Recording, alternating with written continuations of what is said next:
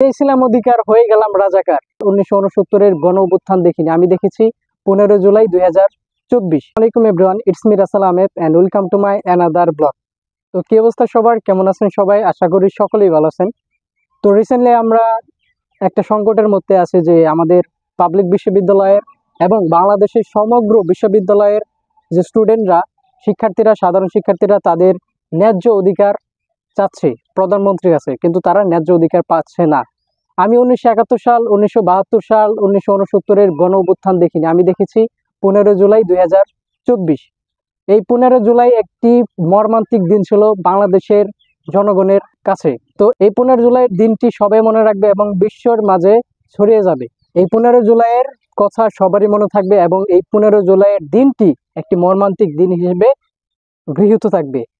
আমরা গতকালও দেখছি যে সোশ্যাল মিডিয়ায় দেখতে পেয়েছি যে আমাদের প্রাণপ্রিয় বড় ভাই এবং বোনদের উপর এমন আক্রমণ চালানো হয়েছে যে ছাত্রলীগরা, আসলে তাদেরকে ছাত্রলীগ বলা যাবে না, তাদেরকে টোকাই লীগ বলতে হবে।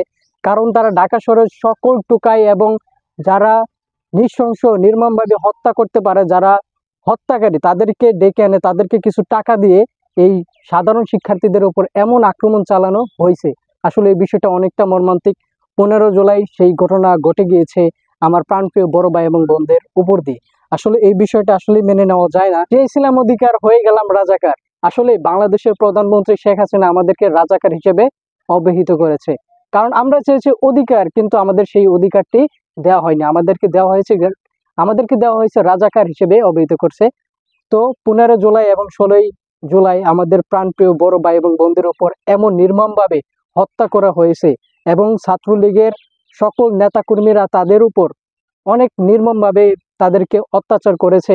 পাকিস্তানি হানাদার বাহিনী মেয়েদের উপর অতটাও নৃশংসভাবে হত্যা করে নাই, অতটা অত্যাচার করে নাই, কিন্তু ছাত্রলীগ তাদের মা বোন ছাড়েনি, বরঞ্চ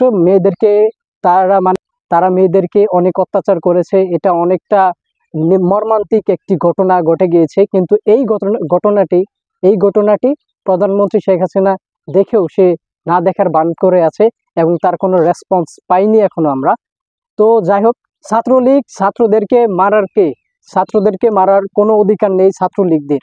এই জিনিসটা প্রশাসন দেখবে, কিন্তু ছাত্রলীগরা কি করেছে?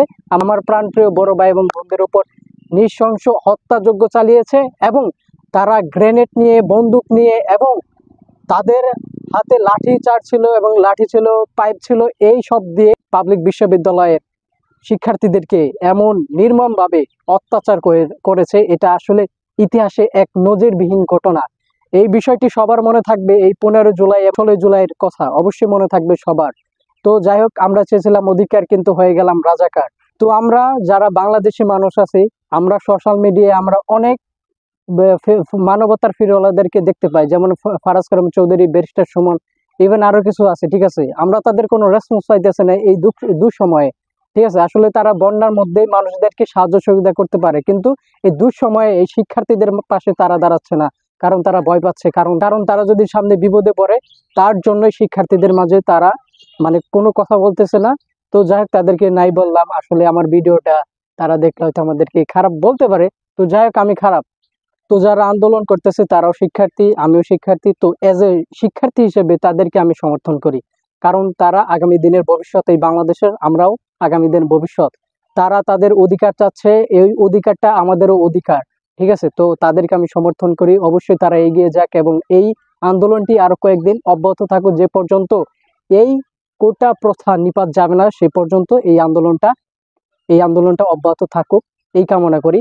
তো আরেকটা রিসেন্টলি যে একটা ঘটনা ঘটে 16 জুলাই, আমার প্রাণপ্রিয় বড় ভাই বেগম রোকেয়া বিশ্ববিদ্যালয়ের ডিপার্টমেন্ট অফ ইংলিশ অনার্স করছে, সে বিসিএস পরীক্ষা দিবে, তো সে ইন্তিকাল করেছে। আসলে এই পুলিশ বাহিনী আমার প্রাণপ্রিয় বড় ভাই আবু সাইদকে হত্যা করেছে। এটা আসলে হত্যা। সে গুলি করেছে, বুক পাইতে দিছে যে আয় গুলি কর। আসলে সে ভয় পায়নি। শফিক, রফিক, জব্বারের মতো সেও এগিয়ে গিয়েছে। ঠিক আছে, আজ ওই জায়গায় ওই রাস্তাটির নাম হয়েছে আবু সাইদ সড়ক। তো যাই হোক, তার আজ জানাজা শেষ হয়েছে। আল্লাহ তাআলা তাকে জান্নাত নসিব করুক। আর তার পরিবার খুবই শোচনীয় পরিবার, তার টিউশনি দিয়ে তার পরিবার চলতো, কিন্তু এই ছাত্রলীগ, এই টুকাই লীগ তার পরিবারটিকেও ছাড়েনি, তার পরিবারটিকে দুর্ভোগ পরিবার করে দিয়েছে। তো যাই হোক, তার পরিবারের জন্য দোয়া এবং ভালোবাসা থাকলো। আল্লাহ তাআলা তার পরিবারটিকে হেফাজত করুক। তো যাক, এই যারা আন্দোলন করতেছে কোটা প্রথা নিয়ে, তো তারা অবশ্যই ভালো থাকুক, সুস্থ থাকুক। ইনশাল্লাহ এই শিক্ষার্থীরা ইনশাল্লাহ এগিয়ে যাবে, আর আমি এই কামনাই করি। তো যারা আন্দোলন করতেছে তাদেরকে আমি অবশ্যই সমর্থন করি, তারা এগিয়ে যাবে এবং এই কোটা প্রথা এই বাংলাদেশ থেকে রিমুভ করবে, এই প্রত্যাশাই। তো যাই হোক, যারা ঢাকা বিশ্ববিদ্যালয়ে যারা বক্তব্য দিতেছে তাদের বক্তব্য শুনে আমি অনেকটা মানে আমার লোম নাই, তারপর লোম মানে দাঁড়িয়ে গেছে গে। আসলে তাদের বক্তব্য এতটাই গ্রেনেড, এতটাই রকেট। আল্লাহ তাআলা তাদেরকে সুস্থতা দান করুক, তাদেরকে হেফাজত করুক, এই কামনা। তো আমার যদি কথাবার্তা যদি ভুল হয়ে থাকে অবশ্যই ক্ষমার দৃষ্টিতে দেখবেন। অবশ্যই ভালো থাকবেন, সুস্থ থাকবেন আর পাশে থাকবেন। খোদা হাফেজ।